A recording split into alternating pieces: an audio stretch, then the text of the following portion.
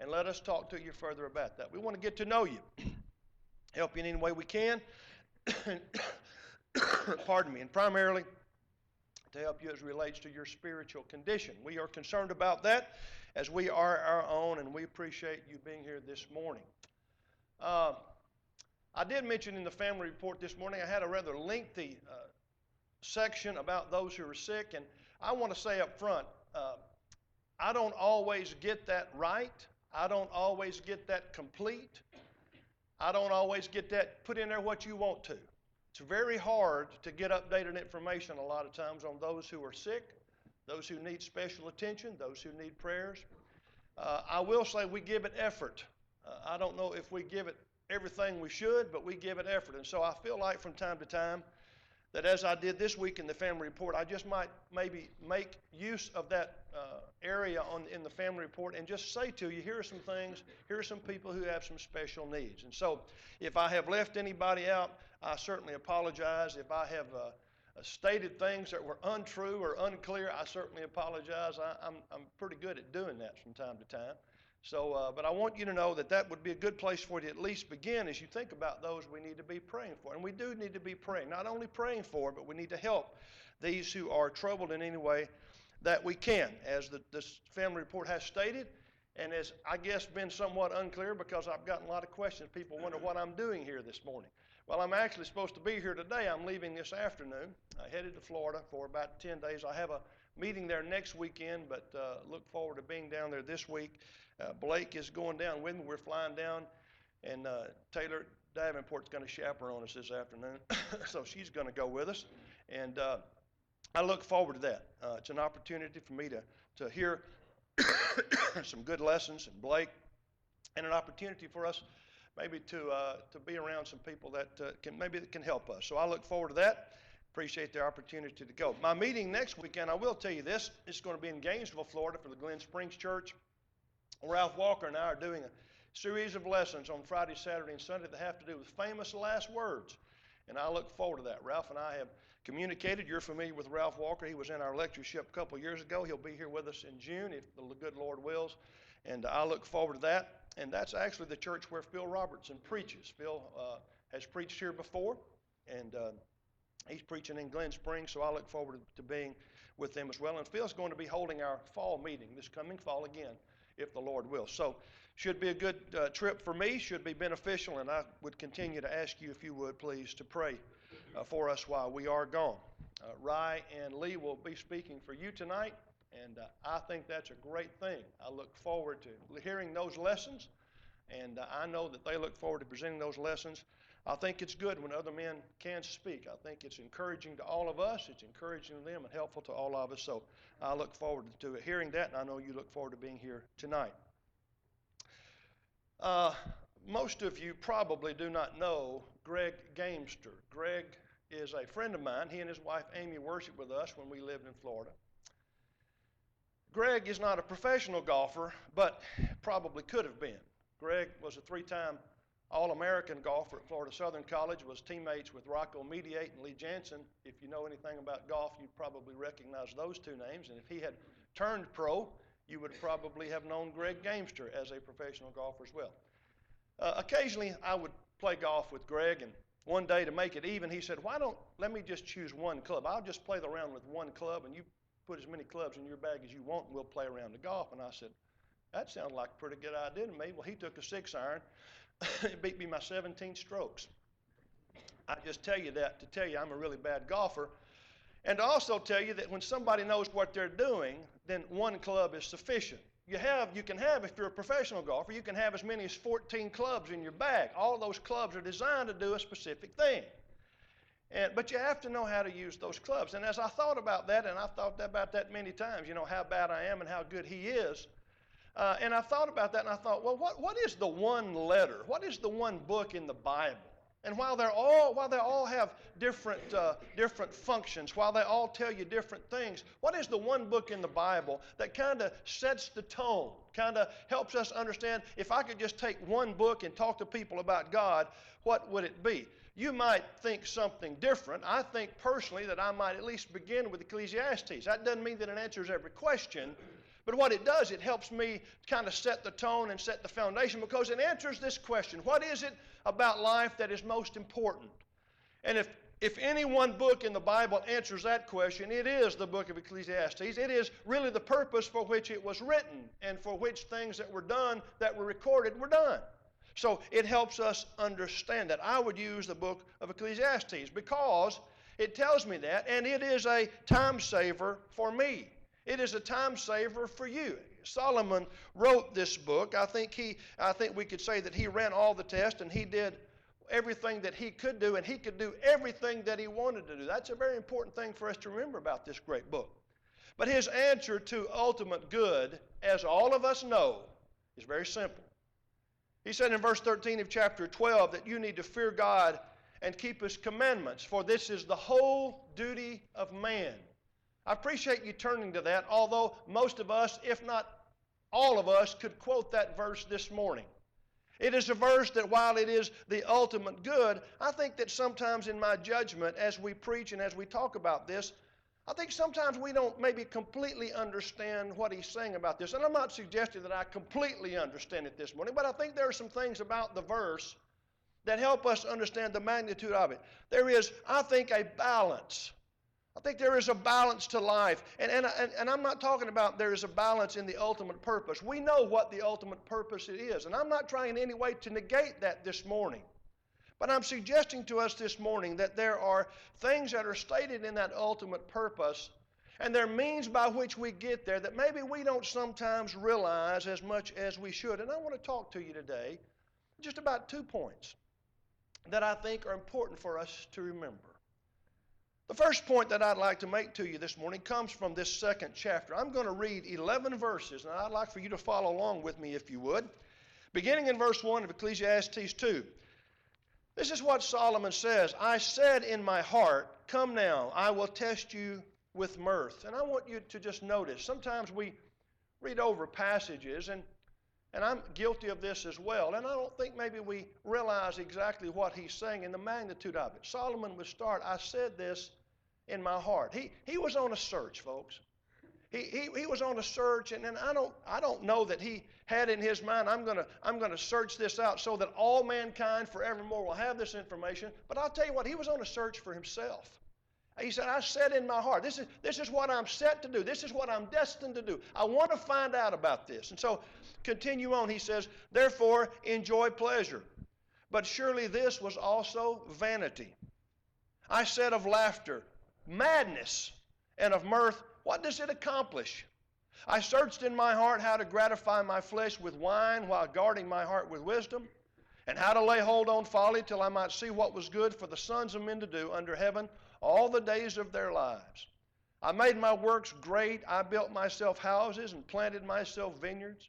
I made myself gardens and orchards, and I planted all kinds of fruit trees in them. I made myself water pools from which to water the growing trees of the grove. I acquired male and female servants and had servants born in my house. Yes, I had greater possessions of herds and flocks and all who were in Jerusalem before me.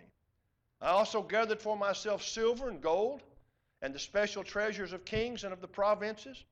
I acquired male and female singers, the delights of the sons of men, and musical instruments of all kinds. Pardon. So I became great and excelled more than all who were before me in Jerusalem. Also my wisdom remained with me. Whatever my eyes desired, I did not keep from them. I did not withhold my heart from any pleasure, for my heart rejoiced in all my labor, and this was my reward from all my labor.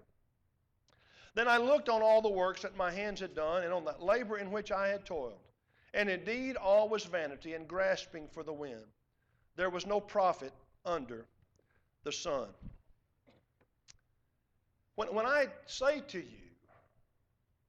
that Solomon had it all, I really mean that. When I say to you this morning that Solomon was able to do anything that he wanted to do, I really mean that. What if you had it all? And I really mean that. What if you had it all? I think some of us are aware of people who have and what we would consider very much an inordinate amount of things, or an inordinate opportunity to value those things in whatever way they chose.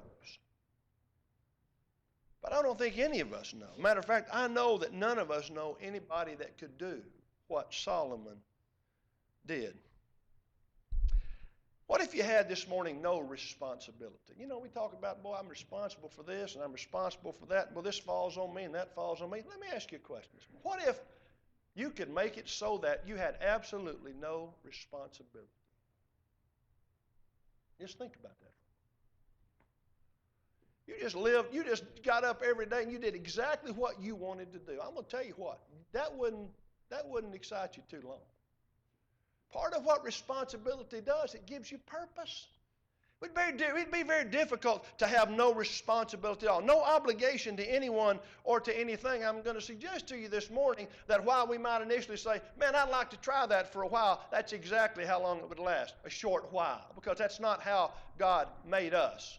He didn't make us to have no responsibility. He made us to be responsible, as we have even talked about recently. What if I could live a normal life yet have anything that I wanted? You know, sometimes as you're younger, you know, you enjoy certain things. You know, I thought about what if I could have backstage passes to every concert I ever wanted to go to? No, that'd be pretty neat for a while. Or what if I could have skybox seats to every sporting event that I wanted to go to? And yet, that'd get old pretty quickly. You know, some of you're able to go to ball games, and you know, sometimes you don't even go to games you could go to, because there's just other things that draw your attention, or you know, you might sell your tickets, or you might give your tickets away. And the reason that is because there's nothing about that in any kind of extreme fashion that's pleasing, but it's pleasurable. There's certain parts of that may be pleasurable for a while, but none of that satisfies in its entirety. That's just the nature of who we are. What if you had the ability philanthropically to just help everybody everywhere for all time? What if you just got up every day and all you could do, you had more money than you knew what to do with, and just every day you just look for ways to help people? Well, you might say, that'd be a wonderful thing. It would be a wonderful thing. But I can tell you this.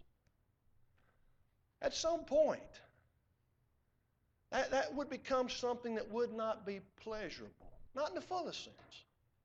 Because that's not how God has made us. And what Solomon did is he went through. Matter of fact, I think this division that I've just read for us in Ecclesiastes, I think the point of that is I tried everything. I did all those kinds of things. I had the ability, and while I don't think we really have the ability to do that, I think the point is that he's saying to you, you don't have to. You don't have to go through this. I've gone through it, and what I have found out, he says, as he gets to the end of that book, is that what you need to do is you need to fear God and keep his commandments, because this is the whole duty or the whole of man, or this is what makes man whole. This is the point. And I think all of us here this morning probably, if I had to guess, we would say, well, you know, Kenny, I understand that. And my question to us this morning is, do we understand? Do we fully understand, and I'm not just talking about intellectually, but do we practically understand that having things and being a part of things, and I'm going to make some points this morning, a couple of points that I think will help us understand how we use those things, but do we actually understand that that's not what's going to make us happy? There's no real pleasure, no ultimate fulfilling pleasure in those kind of things. And I think really what Solomon then does is he says between chapters 1 and 2, where he sets the stage about, I've done all this, and he's going to say other things about that, but he says, I've looked at everything. I've put myself in position to have everything that I want. And so from that point in chapter 2 to the point in chapter 12, he reaches this conclusion. What you need to do is fear God, keep his commandments. He says, this is my conclusion. And I think the answer to what that means in verse 13 of Ecclesiastes 12 is what he says in between. And I want you to look at just 2 or 3 passages with this morning that I think are keys to helping us understand the book. The book is a great study. I love to study, and at some point fairly soon I hope to be able to maybe teach the book and let's look in more in-depth about what it says, because it shapes us so well if we'll just listen to it. It's like all Scripture. It's going to help us if we'll listen to it. If we just read it and intellectually pass over it and don't try to apply it, it's not going to do us any good. Being a Christian is not some academic exercise, although knowing what he says is important. But I grow weary sometimes of people who know a lot but don't practice much. I tell you what, folks, it does us no good to know something if we're not willing to practice it. It does us no good. God's not interested in what we do or what we know until he knows what we do. He wants us to do both, know what he wants and do what he wants. And I think that's what we have to learn when we think about this great book. Look at Ecclesiastes 5. Let me ask you to turn to that chapter as we look at some of the things between both what he did and the conclusion he reached. I want you to hear in chapter 5, beginning in verse 18. And again, this is one of those phrases that if you look at it, if you don't just scan over, but here's what he says. He says, "Here is what I have seen." Notice that. Now don't just read over that, because now you're getting to what he's seen. Listen to what he says. He says, "Here's what I have seen." In other words, Solomon says, this is what I've taken part in. I've done the research. I've done the experiment. I'm the example. I understand. Here's what I have seen. Not what I've heard. This is what I've seen. I've been a part of this. So he says, this is what I have seen. It is a good and fitting for one to eat and drink and to enjoy the good of all his labor in which he toils under the sun, all the days of his life which God gives him. For it is his heritage. As for every man to whom God has given riches and wealth and given him power to eat of it, to receive his heritage and rejoice in his labor, this is the gift of God. For he will not dwell unduly on the days of his life, because God keeps him busy with the joy of his heart. In my notes up here on the podium, I say, read it twice more. I'm not going to read it twice more. But you ought to read it twice and 3 or 4 times more. I want you to listen to this passage carefully. Solomon says, this is what I've seen. Here is a man who is filled with perspective. Here is a man who understands. Now, he may not have understood it all his life, but the conclusion that he reached is accurate. And I want you to notice the key. In verse 18 and 19, he talks about all the things, and it's the good, and to enjoy the good of all his labor. Here are people who have things, and I think all of us could classify and ought to classify ourselves in this category. Some have more than others, but folks, I will tell you this, compared to what other people in the world have, we are extremely rich. I mean, if rich and wealthy if it's defined in any kind of way, it's defined of us. I mean, this is who he's talking about us here. He's talking about those of us who have what we have. And he says, it is something that God wants us to enjoy. He says, it is his heritage. There has been work that is involved, and God has blessed. And so in verses 18, he says it's his heritage. Verse 19 says, this is a gift of God. What we have because God has blessed us. We pray about that. We thank him for the wonderful. We talk about the physical. Thank you, God, for the physical blessings that we enjoy. And I will tell you, folks, we are a physically blessed bunch here. We are blessed. And I think what God is helping us, wanting us to understand by the principle stated here is that it is a gift from him. There are expectations that come. But notice in verse 20, I think this is the key. I think this is the key. It's one of the keys to the entire book. Listen to what he says about what we have. Look at verse 20. This is about the man here. This is about the man who has the perspective. He will not dwell unduly on the days of his life, because God keeps him busy with the joy of his heart. Man, if there was anything to put on the refrigerator, that's it right there. That's life. Here is a man who is so busy, occupied with what God has blessed him with, and in using it in ways that God would so desire, that he's not unduly worried about. He doesn't dwell unduly on the days of his life. It's not important how old he is. He's not concerned about the day-to-day, woe is me, I'm getting older. He's not concerned about that. What he's concerned about is because God keeps him busy with the joy of his heart. That's life. That's how life is lived to the fullest. I'm not worried about what happens to me necessarily on a day-by-day basis. God has blessed me, and I understand that. But he says God keeps that man busy with the joy of his heart. That's impressive to me. Here's a man who is filled with perspective, and he enjoys things for all the right reasons. Folks, there's nothing wrong at all. There's not a thing in the world wrong with having money. Now, the Lord very clearly states in the New Testament that those who have in abundance have that's a tough road. Because it can wreak havoc in your life. The Bible's clear about that. Tough for a rich man to enter into the kingdom of heaven. It's tough for a man who is wealthy to maintain the right relationship with God. But it's not impossible. And the good that a man like that can do is immense. And in principle, what Solomon says is, here is a man that's not worried about the day-to-day. Here's a man who, because God keeps him busy in the joy of his heart. And I don't think he's just talking about spiritual things. Here's a man who understands that all the blessings that he's been given can be used for the greater good, both physically and spiritually. And what an opportunity. This is, I think, the perspective. And notice this, Solomon says, this is not what somebody told me. This is not what happened to my daddy. Solomon says, this is what I've seen. I've experienced it. You don't have to deal with it. Just listen to what I say, Solomon said. In chapter 9, he further would say this, beginning in verse 7. This is the passage which Ken read for us earlier, which I appreciated. Verse 7, go eat your bread with joy and drink your wine with a merry heart, for God has already accepted your works. Let your garments always be white, and let your head lack no oil.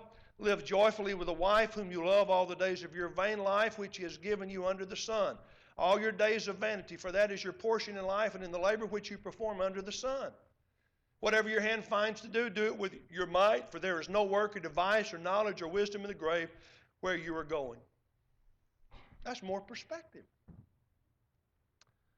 That's just more perspective. And all of these things that he mentions, eat your bread with joy, drink your wine with a merry heart. Let your garments always be white, and let your head lack no. I think those are physical things. Those are things that he says, you enjoy new clothes. It's kind of nice to wear new clothes sometimes. Kind of nice. It kind of makes you feel good.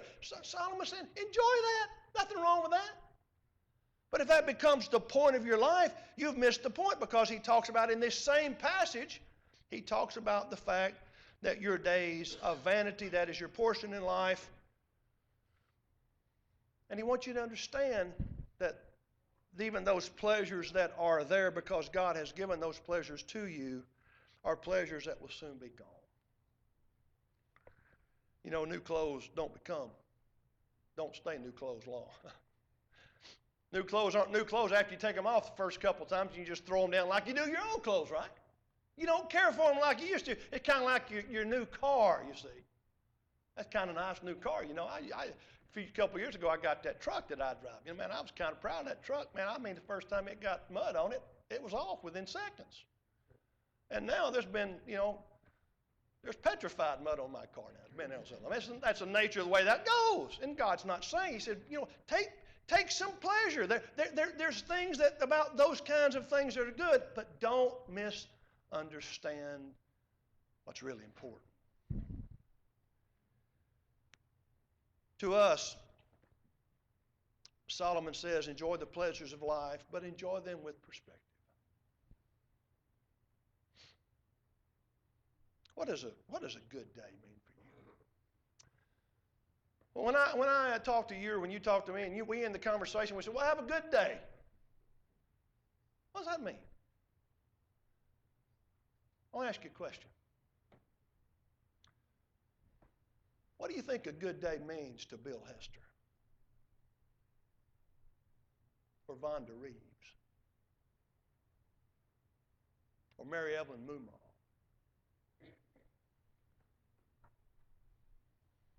Does it mean to them what it means to you?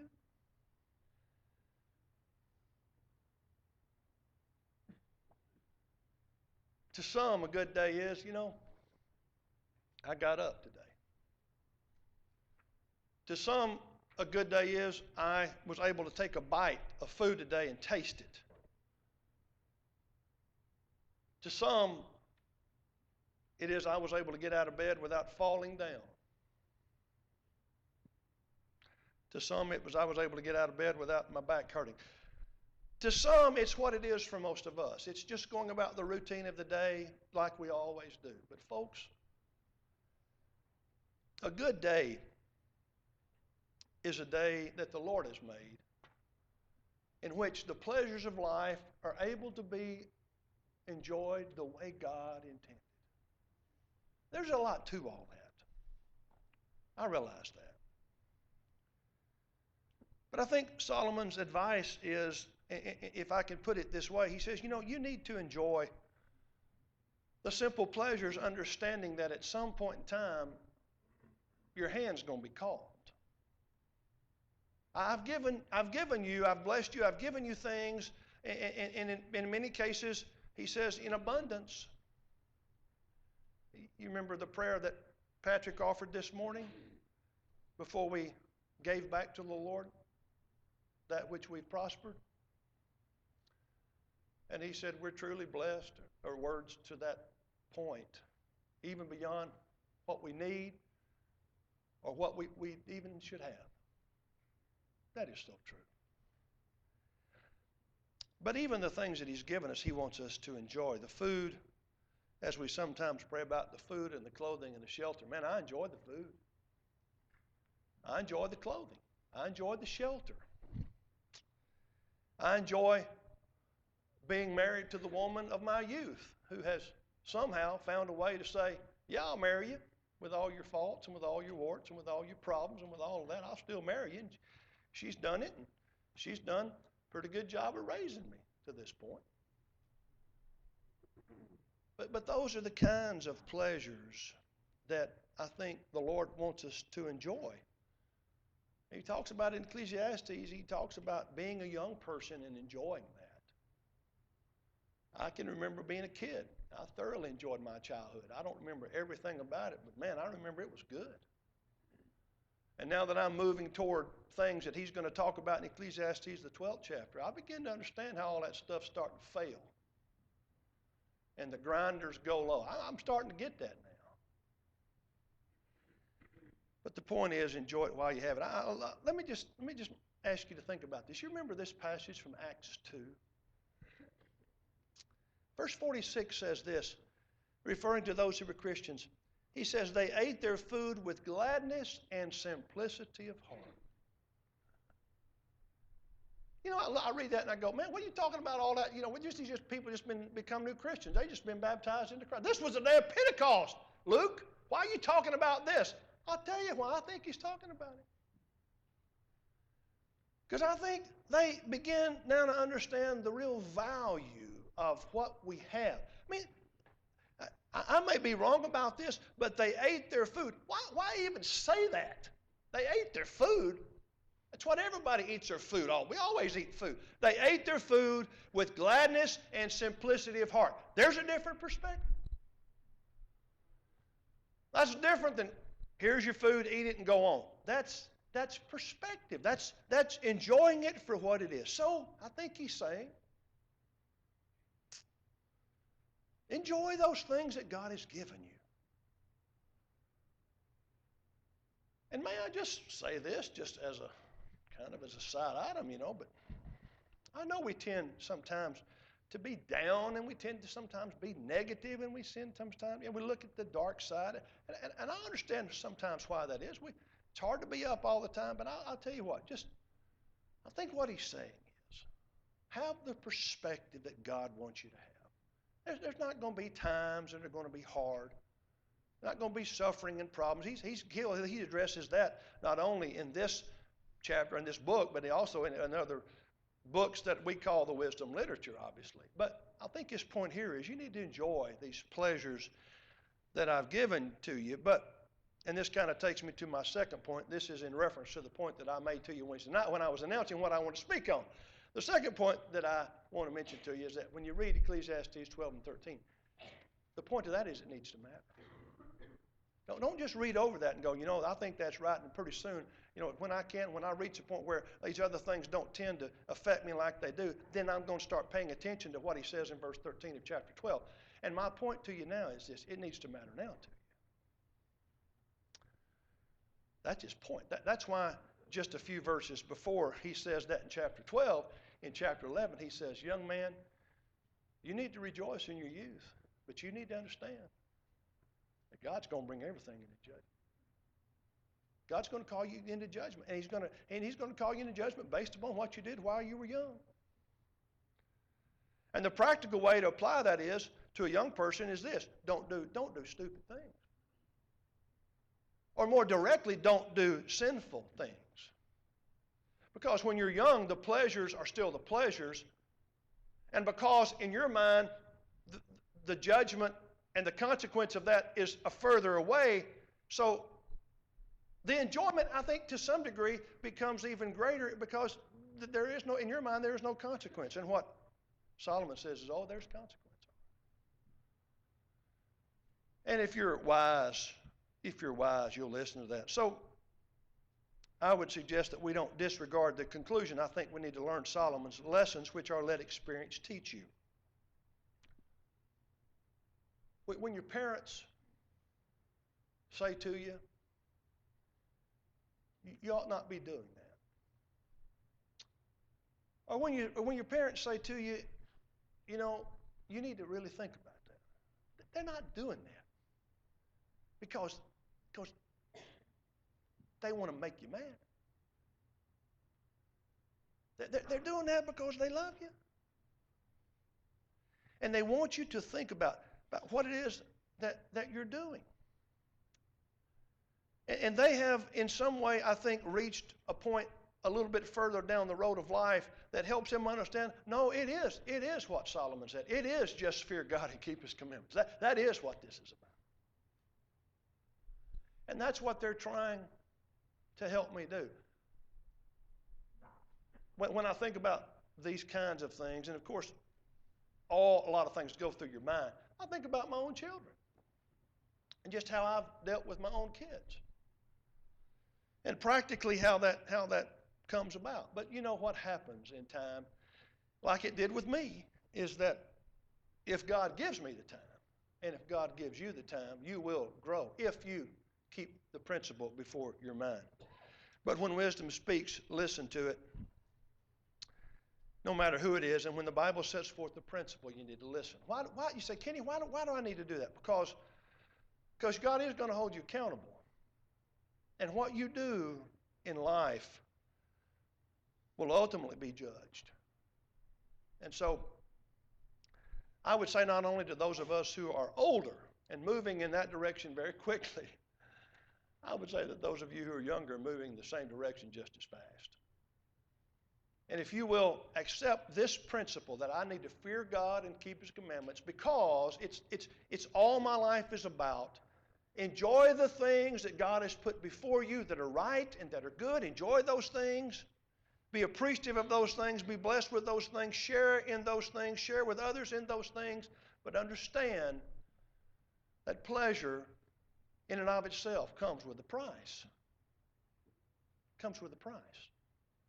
And God ultimately holds us accountable. This morning, thoughts a little bit less fluid in my mind. Sometimes you prepare a lesson, you go, man, that's got a flow to it. I mean, I think people can actually follow that to that. I'm not sure that this morning I accomplished what I desired to do, but I did try. And I want you to listen. I want me to listen too. God help us that we always fear Him. And we always do what He says. If you're here this morning and you have not done that, you need to fear God. God ultimately is in control of your destiny.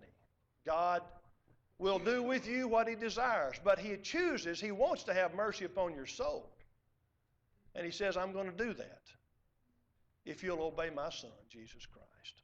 That's what the invitation is. It's an opportunity. It's an invitation. It's an invite to come to Jesus, to know Him, do what He says, and to honor Him with your life. And if we can assist you in that this morning, we ask that you come as we stand and as we sing. Oh, Savior.